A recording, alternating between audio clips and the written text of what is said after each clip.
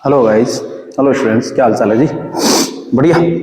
तो आज हम वापस नेक्स्ट क्लास में कक्षा 10 का एक चैप्टर है साइंस का 12वां। चैप्टर का नाम है विद्युत और उसमें टॉपिक है ओम का नियम। तो हम ओम का नियम पढ़ने वाले हैं। तो क्या होता है जी ओम का नियम, पूरी एकदम डिटेल आपको 1 बाय 1 देने की हम कोशिश करेंगे। ठीक है, तो देखिए आप क्या है ओम का नियम। तो देखिए ओम का नियम है, ये कोई ओम नाम का कोई साइंटिस्ट था एक, ठीक है, उसने दिया था कि यदि किसी चालक तार की यदि यदि किसी चालक तार की भौतिक अवस्थाएं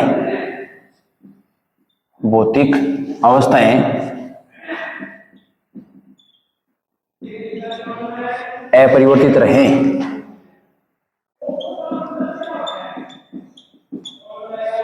अपरिवर्तित भौतिक अवस्थाएं मैं थोड़ा सा कोष्टक लेता हूं, जैसे लंबाई, अनुप्रस्थ काट क्षेत्रफल,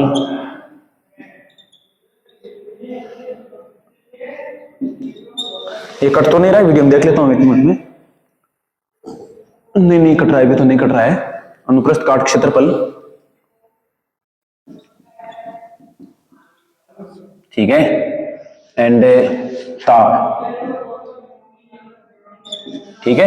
यदि किसी चालक तार की भौतिक अवस्थाएं कौन कौन सी हैं? लंबाई है, अनुप्रस्थ काट क्षेत्रफल है, यानी अनुप्रस्थ काट क्षेत्रफल मतलब मोटाई, चालक तार की मोटाई, और उसका टेम्परेचर अपरिवर्तित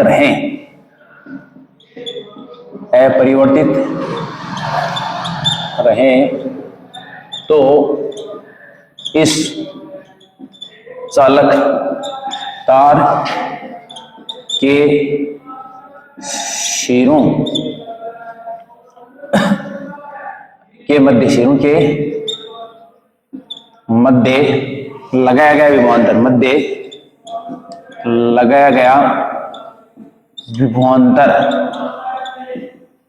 विभवांतर इस चालक तार में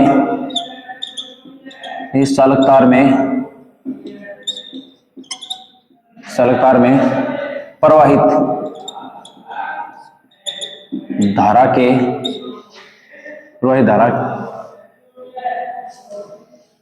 समानुपाती होता है। चालक तार में प्रवाहित धारा के समानुपाती होता है, ठीक है। यदि चालक तार के सिरों पर लगाया गया विभवांतर V हो तथा चालक तार में प्रवाहित धारा I हो तो क्यों जैसी ओम के नियम से, यही ओम का नियम तो यही था ना, यही ओम का नियम। यदि किसी चालक तार की भौतिक अवस्थाएं लंबाई, अनुप्रस्थ काट, ताप अपरिवर्तित रहे तो इस चालक तार के सिरों के मध्य लगाया गया विभवांतर इस चालक तार में प्रवाहित धारा के समानुपाती होता है, ठीक है। यदि चालक तार के सिरों पर लगाया गया विभवांतर V हो तथा इस चालक तार में प्रवाहित धारा I हो तो ओम के नियम से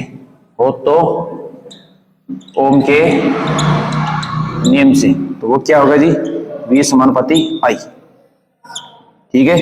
ये समानुपाती नियतांक है, ठीक है, सॉरी समानुपाती का चिन्ह है, यहां से करेंगे तो ये आएगा RI, ठीक है।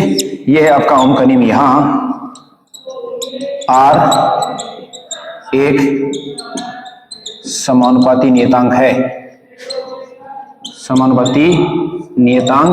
है जिसे चालक का प्रतिरोध कहते हैं, ठीक है। आई बात समझ में? मतलब आर क्या है जी? प्रतिरोध है, ठीक है। प्रतिरोध क्या होता है जी? मतलब इस चालक का एक तरह का गुण होता है। कोई भी चीज मान लीजिए, जैसे ये चालक तार है, कोई भी तार है, मान लीजिए चालक तार, जैसे तांबे का हो, एल्यूमिनियम का हो, लोह का हो, इस तार में गुण होता है एक प्रतिरोध हर चालक का। काम क्या होता है उस गुण का? वो उस धारा के बने का विरोध करता है कि तू क्यों बह रही है, तेरे को नहीं बढ़ना चाहिए, ठीक है ना। तो वो प्रतिरोध क्या है, एक तरह का इस चालक तार में धारा बहने का जो विरोध करता है, ठीक है ना, इस गुण को बोलते हैं जी। आई बात समझे? यहां से अगर मैं ये निकालूं, ठीक है, आई बात समझ में? अब इधर नोट कर ले, आप स्क्रीनशॉट ले लें मेरे ख्याल से, मैं इसको मिटा दूं कि यदि किसी चालक तार की भौतिक अवस्थाएं अपरिवर्तित हैं तो इस चालक तार के सिरों के मध्य लगाया गया विभवांतर इस चालक तार में प्रवाहित होने वाली धारा के समानुपाती होता है, ठीक है। ये होता है साहब आपका, ठीक है। ये शानदार परिभाषा, जानदार परिभाषा है, ये आप इतना नोट कर ले, ये स्क्रीनशॉट ले लें जो भी है, ठीक है। अब मैं इसको हटा देता हूं, ठीक है। यहां से अगर आप आर निकालना चाहे तो आर कितना आएगा, तो आई का भाग लगा दो तो वी बटा आई आने वाला साहब, ठीक है। तो ये देखें, ठीक है। तो ये एक तरह का अगर कोई चालक तार है जिसकी भौतिक अवस्था अपरिवर्तित है और उसमें लगाया गया विभवांतर उसकी धारा के समानुपाती है, तो इसका मतलब ये क्या हो जाएगा जी, यहाँ इसको ये नियतांक है, कांस्टेंट है एक तरह का, तो यहाँ हम लिख सकते हैं वी बटा आई बराबर क्या है जी, नियतांक।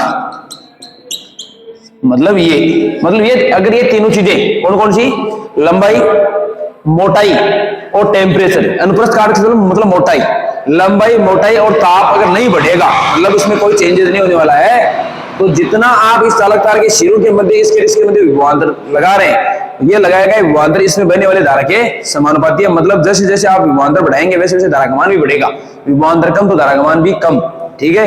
लेकिन विभवांतर बढ़ाओ चाहे धारा बढ़ो, लेकिन ये आर है ना हर बार सेम ही रहेगा, तो इसको हम कांस्टेंट लिख दिए नियतांक, ठीक है। अब देखो साहब आपका,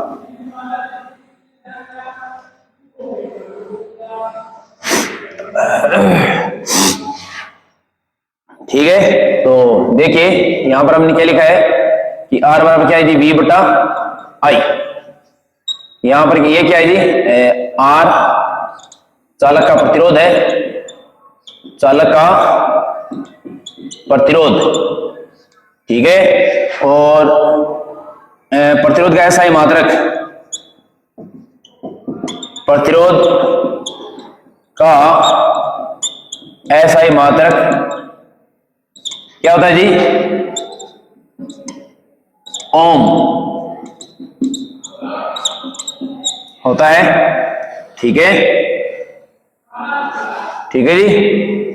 इसका ये प्रतीक चिन्ह होता है, ये भी थोड़ा आप ध्यान रखें आप,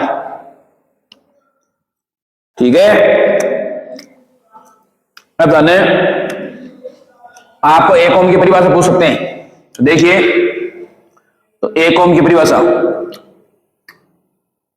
यदि किसी, यहां लिखेंगे एक ओम की परिभाषा, ठीक है। यदि किसी चालक के सिरों पर लगाया गया विभवांतर 1 वोल्ट तथा उसमें प्रवाहित धारा तथा चालक में प्रवाहित धारा आई हो तो, चालक में प्रवाहित धारा आई हो तो उस चालक का प्रतिरोध, उस चालक का प्रतिरोध 1 ओम होगा। अर्थात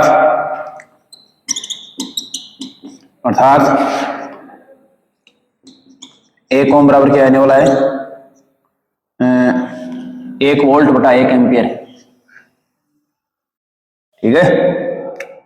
1 वोल्ट बटा 1 एम्पियर। ये भी आप नोट करें, ठीक है। नहीं, माफ कीजिएगा, यदि किसी चालक के सिरों पर लगाया गया विभवांतर 1 वोल्ट हो तथा चालक में प्रवाहित धारा 1 एम्पियर हो, यहां लिखेंगे प्रवाहित धारा 1 एम्पियर हो तो उस चालक का प्रतिरोध 1 ओम होगा, अर्थात 1 ओम बराबर है 1 वोल्ट बटा 1 एम्पियर, ठीक है। तो ये भी आप नोट करें, आई बात समझ में, ठीक है। आप इसका स्क्रीनशॉट लें, नोट कर लीजिए आपने। तो हम उसको उठा देते हैं, ठीक है। बहुत इंपॉर्टेंट है ये, बहुत गजब का इंपॉर्टेंट है, इसको आप नोट कर ले आप, ठीक है। तो अगला है, इसको थोड़ा सा,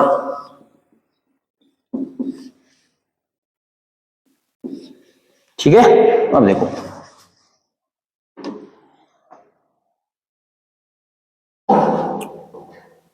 अगला है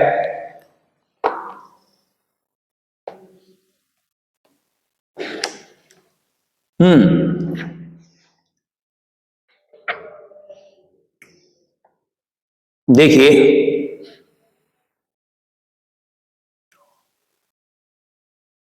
देखो कि कई बार क्या होता है, जैसे मान लीजिए आप वोल्टेज को फिक्स रखते हैं, फिर भी आपको धारा क्या करना है, कम ज्यादा आपको, मतलब धारा कम भी करनी है ज्यादा भी करनी है। इसके लिए आपको एक उपकरण होता है जिसको बोलते हैं धारा नियंत्रक।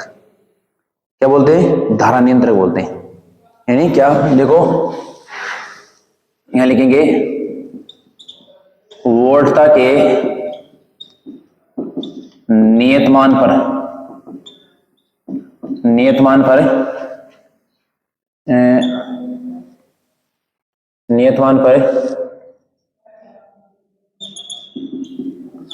धारा के मान में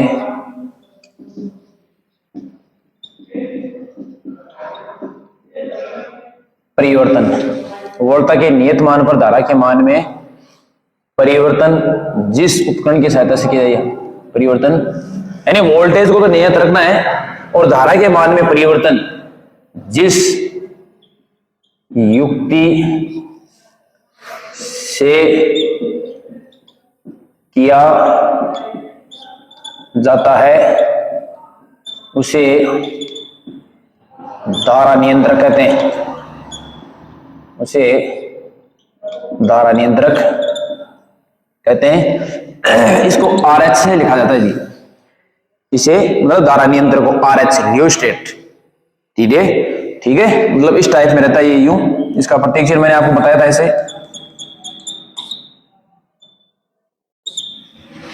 ऐसे भी हो सकता है, ऐसे भी हो सकता है, उससे कोई फर्क नहीं पड़ने वाला। मतलब जैसे ये एरो नहीं है क्या, इसको हम इधर दाएं बाएं इसको खिसकाते हैं ऊपर, ठीक है। तो मतलब प्रतिरोध का मान कम ज्यादा होगा, प्रतिरोध का मान कम होगा तो धारा ज्यादा बहेगी, प्रतिरोध का मान ज्यादा होगा धारा कम बहेगी, ठीक है। चलिए आगे बढ़ते हैं। अब है अब देखिए एक काम की चीज और बताते हैं, ठीक है।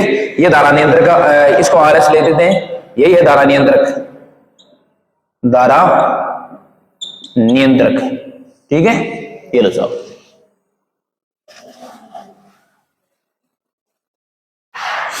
अब देखो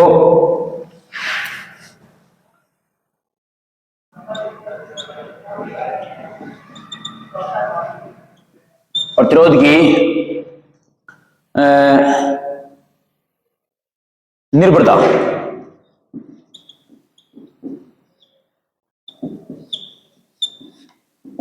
देखो प्रतिरोध का मान कौन कौन से कारकों पर निर्भर करता है। पहला मैंने वैसे तो बता दिया आपको, तो जैसे लंबाई है, चौड़ाई, जो भी है, ठीक है। तो देखो यहां लिखेंगे एरो लगा के, प्रतिरोध R का मान चालक तार या जो भी चालक है, चालक तार या चालक कोई भी हो सकता, तार की जरूरत नहीं, कोई जो भी है, चालक तार की लंबाई L के समानुपाती होता है, अर्थात अर्थात R समानुपाती L।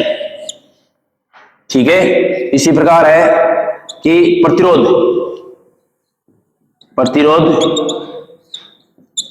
R का मान चालक तार की मोटाई बोले तो अनुप्रस्थ काट क्षेत्रफल, मोटाई A के व्युत्क्रमानुपाती होता है, क्रमानुपाती होता है। ठीक है, अर्थात आवाज व्युत्क्रमानुपाती A। थर्ड है टेम्परेचर, चालक का प्रतिरोध, कोई भी तार को जो भी चालक का प्रतिरोध ताप बढ़ाने पर बढ़ता है, ताप बढ़ाने पर बढ़ता है। ठीक है, अब देखो ये बात आप नोट कर ले, मतलब अगर चालक की लंबाई बढ़ेगी प्रतिरोध भी बढ़ेगा, चालक की मोटाई बढ़ेगी प्रतिरोध कम हो जाएगा, टेम्परेचर बढ़ा होगा चालक का प्रतिरोध बढ़ जाएगा चालकों के लिए। ठीक है, अब एक चीज नोट करो, आप देखो कि मोटाई बढ़ाना तो प्रतिरोध कम हुआ है, लंबाई बढ़ाना प्रतिरोध ज्यादा होगा। जाना तो आपने जगह आपने बिजली वाला तार वगैरह लिए लंबा, लेकिन हम देखो मोटा लिया, लगभग एक आने देता मोटी ली केबल अच्छी हमें। ठीक है ना, तो इसी वजह से तो लेते हैं कि भाई इतने मोटे, ताकि इसका प्रतिरोध क्या हो जाए, कम। ठीक है, बिना लॉजिक में ना कुछ नहीं बनता है, हर चीज का लॉजिक होता है कि किस तरह से बनाने हैं उनको। ठीक है, ऐसा नहीं होता कि यार मोटा बना दो तो नहीं, ऐसे नहीं होता है कि ये मोटे रहने का पीछे है कि मोटा अगर ज्यादा लेंगे तो प्रतिरोध क्या हो जाएगा, कम हो जाएगा। लंबाई तो बढ़ेगी, लंबाई बढ़ेगी तो प्रतिरोध बढ़ेगा, तो प्रतिरोध कम कैसे करेंगे फिर? प्रतिरोध कम है कि तार को मोटा ले लो, लंबा तो है ये, तार को मोटा ले लो ताकि प्रतिरोध कम हो जाए।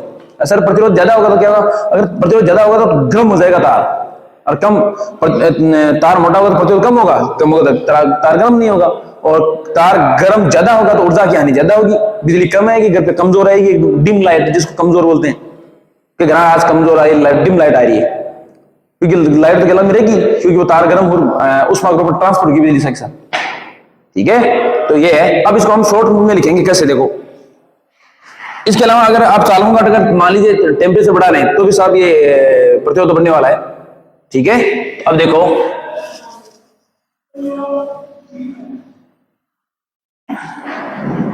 ये दो है, एक तो R समानुपाती L, एक R व्युत्क्रमानुपाती A, तो इनको साथ में लिख सकता हूं मैं, R ये समानुपाती L और व्युत्क्रमानुपाती A। ठीक है, इसको ऐसे लिख सकते हैं साथ में। अब देखो ये दो चिन्ह उठाएंगे तो यहां पर क्या आएगा, R बराबर रो L अपॉन A, ये इसको बोलते हैं रो है, ये है चालक तार की प्रतिरोधकता, चालक तार की प्रतिरोधकता या विशिष्ट प्रतिरोध।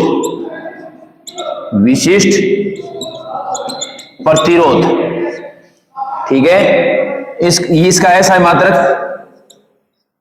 का, ठीक है, SI मात्रक जो कहने वाला है इसका आएगा यहां से, अगर मैं इसको देखो ठीक लिख दिया ना कि रो चालक तार की प्रतिरोधकता या विशिष्ट प्रतिरोध है। यहां से अगर मैं देखो इस रो का सूत्र निकालो यहां से, तो देखो रो बराबर एक को इस R से गुणा कर दूं तो R A बट्टे में क्या आएगा, L आ जाएगा। ठीक है, अब इसका मात्रक निकालें, SI मात्रक, क्या निकालें, SI मात्रक निकालें इस फॉर्मूले के अकॉर्डिंग। तो देखो प्रतिरोध का मात्रक तो कितना, ओम, ये क्षेत्रफल का मात्रक होता है मीटर स्क्वायर बट्टे में ये लंबाई का मात्रक क्या होता है, मीटर। 1 मीटर से मीटर कैंसिल हो गया तो क्या आ गया, ये मात्रक क्या आ गया, ओम इंटू मीटर, मतलब प्रतिरोधकता का मात्रक क्या आ गया जी, ओम इंटू मीटर। ये भूले नहीं आप, आई बात समझ में। इसके अलावा देखो आप आगे, अब देखो थोड़ा सा मैं आपको एक चीज और बता दूं कि हाँ ये जो प्रतिरोधकता है, मैं अभी देखो लिखने वाला हूं कि प्रतिरोध और प्रतिरोधकता सर क्या है, ये विशेष प्रतिरोध है। ठीक है ना, आई बात समझ में। अब देखो इसके बारे में थोड़ा सा और डिटेल लेते हैं। ये लिख लिया आपने मोटा मोटा। अब देखो यहां पर है, यहां मैं इसको मिटा देता हूं 1 मिनट, ठीक है। देखो इधर लिखेंगे प्रतिरोध और इधर है प्रतिरोधकता। इसका नाम प्रतिरोधक भी आता है कभी कभी, ठीक है। ये प्रतिरोधकता, देखो ये किस किस पर निर्भर करता है, यानी प्रतिरोध कौन कौन से कारकों पर निर्भर करता है। पहला कारक है लंबाई, ठीक है। दूसरा मोटाई, तीसरा पदार्थ की प्रकृति, पदार्थ की प्रकृति, चौथा ताप। इसकी निर्भरता देखो लंबाई पर निर्भर नहीं करती है, मोटाई पर भी निर्भर नहीं करती है, केवल 2 ही चीजों पर। एक तो है पदार्थ की प्रकृति, ठीक है, और दूसरा क्या है टेम्परेचर। दूसरा क्या है टेम्परेचर। ये केवल 2 पर ही करती है। ये देखो 1 2 3 4 4 पर निर्भर करता है प्रतिरोध। अगर आपने लंबाई बढ़ाई प्रतिरोध बढ़ेगा, मोटाई बढ़ाई प्रतिरोध कम हो जाएगा। पदार्थ की प्रकृति यानी अलग अलग पदार्थों का प्रतिरोध अलग अलग होता है। जैसे सबसे कम चांदी का होता है प्रतिरोध, सबसे अच्छी चालक है वो, तो उसका प्रतिरोध सबसे कम। उसके बाद थोड़ा सा प्रतिरोध ज्यादा है कॉपर का, कॉपर बहुत अच्छा चालक होता है, ठीक है। उसके बाद एल्यूमिनियम, ये आपका सोना वगैरह ये भी, ठीक है ना। तो इनका जिनका प्रतिरोध कम होता है वो अच्छे चालक होते हैं, ठीक है। तो सबकी अलग अलग पदार्थों का प्रतिरोध अलग अलग होता है। तो प्रकृति होगी टेम्परेचर, टेम्परेचर बढ़ाओगे चालकों का तो प्रतिरोध बढ़ेगा। ये लंबाई मोटाई से इसको कोई ताल्लुक नहीं है, 2 चीजों पर, पदार्थ की प्रकृति एंड ताप। जैसे फॉर एग्जाम्पल बताऊं, जैसे मान लीजिए कोई इतना लंबा तार है, ठीक है, एल्यूमिनियम का बना हुआ है। अब मैं कहूं कि इसका प्रतिरोध R है, ये पूरा है, वो L लंबाई का 1, ठीक है, आई बात समझ में। अब मैं इसको कहूं कि इस तार को और इसकी प्रतिरोधकता है ρ। मान लो एक हमारे पास चालक तार है, कोई एल्यूमिनियम का है जी, ठीक है, सिल्लूर को तार है, कोई सिल्लूर को, सिल्लूर और तार की लंबाई कितनी है L है। देखो प्रतिरोध आप R ले लियो शुरू में और प्रतिरोधकता ले ली ρ। मैं कह रही हूं इन कोई तरीका इन बीच में काट दियो, इन आधो कर दियो।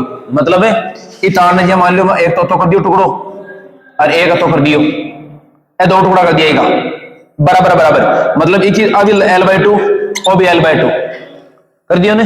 अब बताओ आ दोनों टुकड़ों को प्रतिरोध और प्रतिरोधकता, अब बताओ तो मैं आपको बता दूं इन दोनों टुकड़ों के प्रतिरोधकता पहली ने बत्ती अब है, क्योंकि प्रतिरोधकता लंबाई कोई लेनो देनो कोई नहीं, मोटाई में लेनो देनो है।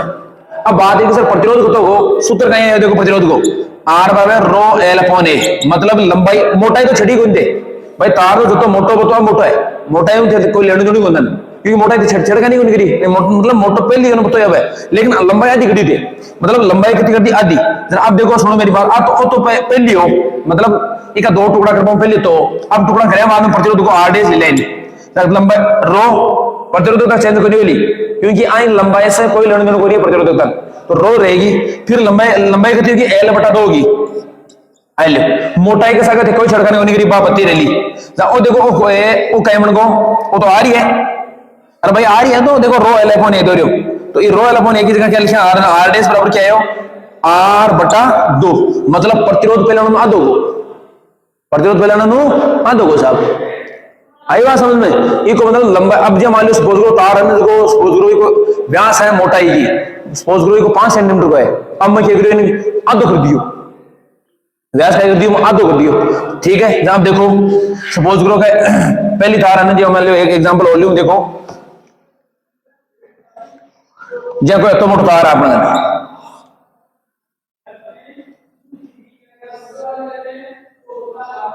ठीक है, एक मान लो मोटाई A है, लंबाई L है। अब थे कोई तरीका होगा कि मोटाई ना आधी कर दी, क्या कर दी मोटाई,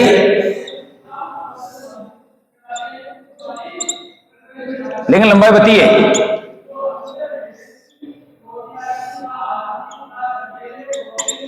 ठीक है, लंबाई कितनी है L है। अब थे कि लंबाई तो बती ना की, लेकिन मोटाई आधी कर दी ना। अब देखो अब ताने पूछा कि भाई कि प्रतिरोधकता, तो प्रतिरोधकता पहले ρ थी, अब मान लो पहले प्रतिरोध R हो, यानी छड़का नहीं न करवाओ, मतलब इसने कोई आपने इसके साथ इस चालक तार के साथ कोई छेड़छाड़ नहीं किया आपने। जब प्रतिरोधी को R हो रही, प्रतिरोधक थी ρ, अब एक छड़ का निकाय की मोटाई आधी कर दी, तो प्रतिरोधकता तो उतनी रहेगी जितनी पहले थी, ठीक है, लेकिन प्रतिरोध चेंज हो जाएगा। अब कैसे चेंज होगा निकालते हैं। देखिए देखो पहले कितना था, इस तार का प्रतिरोध था आर बराबर रो एल अपॉन ए, और समीकरण नंबर 1 इतना था। अब देखो आप, ठीक है, अब है आर डैश, तो रो एल को आप छड़ा नहीं, रो वैसे कितने डाउन होने वाला है, ए कितना हो गया, ए तो आधा हो गया, तो ए ये बट्टे में 2 आया, 2 ऊपर चला जाएगा, तो ये क्या है, देखो ये तो आ रही है, तो ये क्या लिखेंगे, आर डैश बराबर हो जाएगा 2a, मतलब प्रतिरोध, सॉरी 2r, मतलब प्रतिरोध डबल हो जाएगा, बढ़ जाएगा। अगर आपने मोटाई के साथ छिड़काने की है और मोटाई आपने आधी कर दी, तो साहब प्रतिरोध डबल हो जाएगा उन टुकड़ों का, मतलब ये 2 टुकड़े हो गए, देखो एक तो ये पतले पतले हो गए तार, तो इनका प्रतिरोध डबल हो जाएगा अगर आपने इसकी मोटाई आधी की है। लेकिन प्रतिरोधकता से कोई लेना देना नहीं है साहब, प्रतिरोधकता को लंबाई मोटाई से कोई, प्रतिरोधकता 2 चीजों पर करेगी। जैसे ये मान लीजिए सोने का है, ये चांदी का है, दोनों अलग अलग है, दोनों की प्रतिरोधकता अलग अलग होगी, ठीक है, और प्रतिरोध भी अलग अलग होगा। अब बात है टेम्परेचर बढ़ाऊंगा, तो टेम्परेचर चालकों का अगर मैं प्रतिरोध, मान लीजिए ये जो चालक पदार्थ, ये 2 चालक है, ये तो सोने का है, एक चांदी का है, ठीक है, इसका भी टेम्परेचर बढ़ाया, इसका बढ़ाया, प्रतिरोध दोनों का बढ़ेगा और प्रतिरोधकता भी दोनों की बढ़ेगी, ठीक है ना, कि अगर आपने ताप बढ़ाया तो प्रतिरोधकता बढ़ेगी, प्रतिरोध भी बढ़ेगा। चालकों के लिए अगर आपने टेम्परेचर बढ़ाया तो प्रतिरोध और प्रतिरोधकता दोनों ही बढ़ेंगे, ठीक है। पदार्थ की प्रकृति चेंज की तो प्रतिरोध और प्रतिरोधकता दोनों चेंज हो जाएंगे। प्रतिरोध का मात्रक ओम, प्रतिरोधकता का मात्रक ओम इंटू मीटर, ठीक है। अब देखो थोड़ा सा और पढ़ते देखिए, ठीक है ना। अब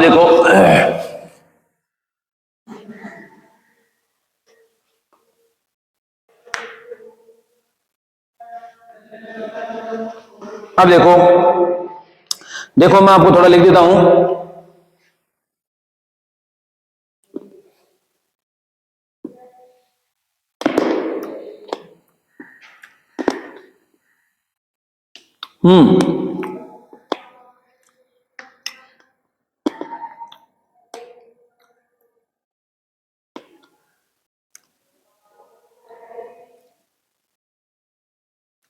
देखो धातु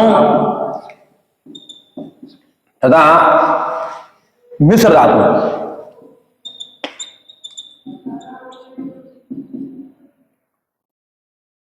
धातु तथा मिश्र धातुओं की प्रतिरोधकता, धातु तथा मिश्र धातुओं की प्रतिरोधकता रो बहुत कम होती है। वैसे तो मैं आपको बताऊं मिश्र धातुओं की प्रतिरोधकता तो अधिक होती है, इसने कैसे दे दिया पता नहीं, ठीक है ना। कुछ मिश्र धातुओं में उनकी प्रतिरोधकता बहुत ज्यादा होती है, बहुत कम है होती है। इनका प्रास,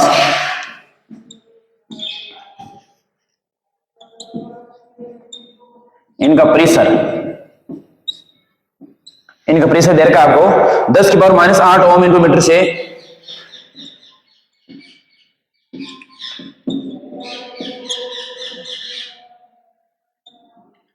10 की पावर -8 ओम इंटू मीटर से 10 की पावर -6 ओम इंटू मीटर है, ठीक है,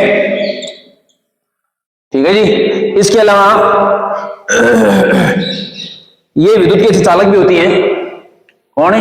ये दोनों विद्युत की अच्छी चालक भी होती हैं। इसके अलावा देखो रबड़ तथा कांच के लिए, रबड़ तथा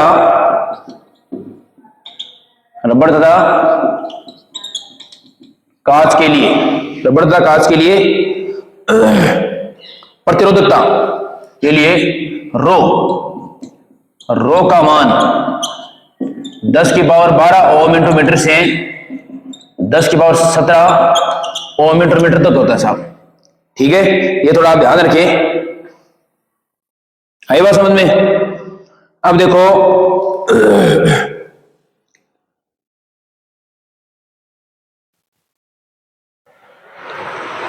विद्युत बल्ब है, उनमें जो फिलामेंट होता है, विद्युत बल्बों का फिलामेंट मिश्र धातु टंगस्टन का बना होता है साहब,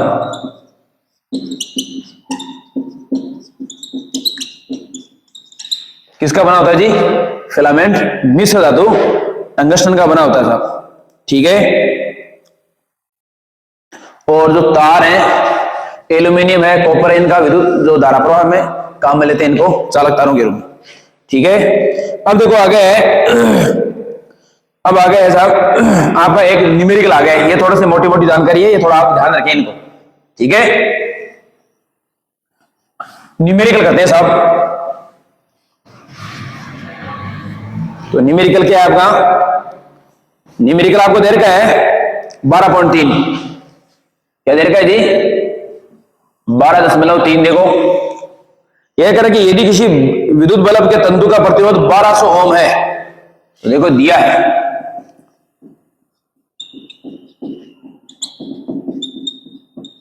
ठीक है। इसके अलावा आपको दे रखा है तो यह बल्ब 220 वोल्ट स्रोत से कितनी विद्युत धारा लेगा?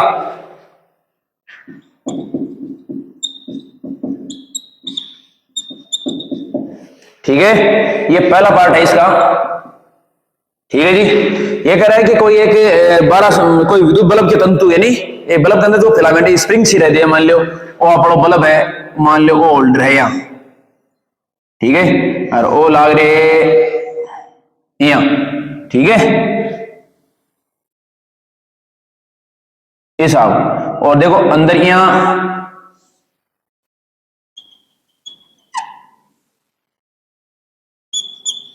ठीक है, इन है फिलामेंट, ये इसको बोलते हैं फिलामेंट, ठीक है ना।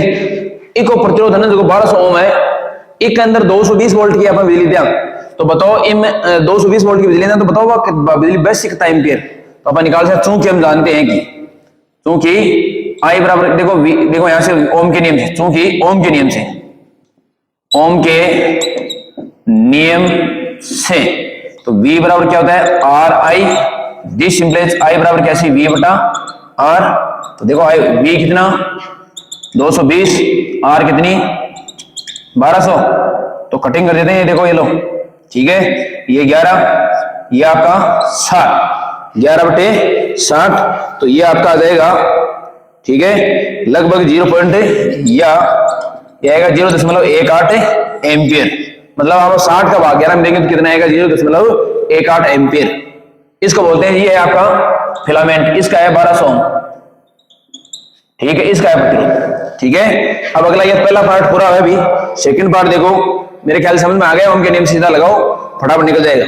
सेकंड पार्ट देखो इधर निकाल लेते हैं, तो पार्ट ये तो ए है, पार्ट बी देखो, तो पार्ट बी क्या कर रहा है कि यदि किसी विद्युत हीटर की कुंडली का प्रतिरोध, कोई हीटर की कुंडली, तो हीटर की कुंडली का प्रतिरोध वो आर बराबर दे रखा है 10 ओम दे रखे, 100 ओम दे रखे, 100 ओम, ठीक है।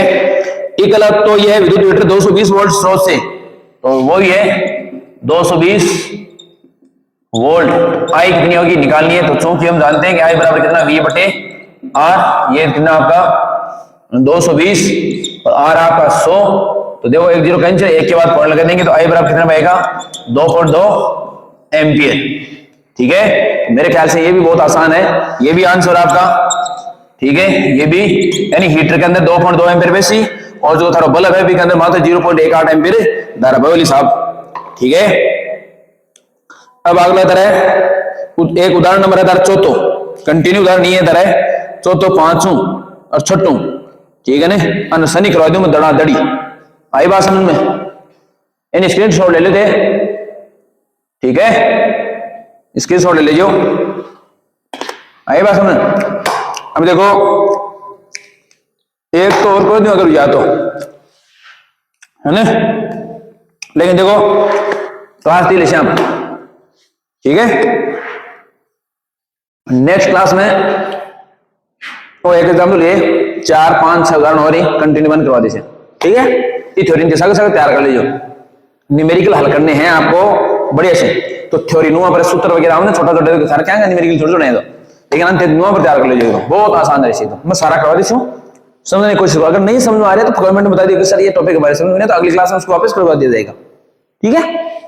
और आप जरूर तैयार करें, ठीक है जी। एक हम सोचेंगे एक टेस्ट भी लेंगे आपका, मैं कैसे भी करिए व्यवस्था कर दूंगा आपकी कि टेस्ट आपको घर पे ईमानदारी से देना है कि इसमें कितना क्या आ रहा है, ठीक है, तो जरूर आप देखें कैसे मैं ऑनलाइन करके व्यवस्था करूंगा कि आप टेस्ट कैसे दे रहे, तो आप जरूर देखें इनको, ठीक है। समझ में आ रहा है मेरे को फीडबैक दें आप कि सर क्लास में क्या है क्या नहीं है, समझ में आ रहा है नहीं आ रहा है। जैसा भी आपको नहीं आ रहा तो नहीं बताएं, आ रहा है तो आ रहा है, अच्छा आ रहा तो अच्छा लिखिए, बुरा आ रहा तो बुरा लिखिए, बहुत बढ़िया बहुत बढ़िया लिखिए, ठीक है। तो आज के लिए इतना ही। अगर आप चैनल पर नए हैं तो सब्सक्राइब करना ना भूले, ये आपका धर्म और काम, ठीक है। शेयर जरूर करें आप, हो सकता है किसी वजह काम में आपका थोड़ा सा सहयोग। तो तब तक के लिए good bye, good luck, see you.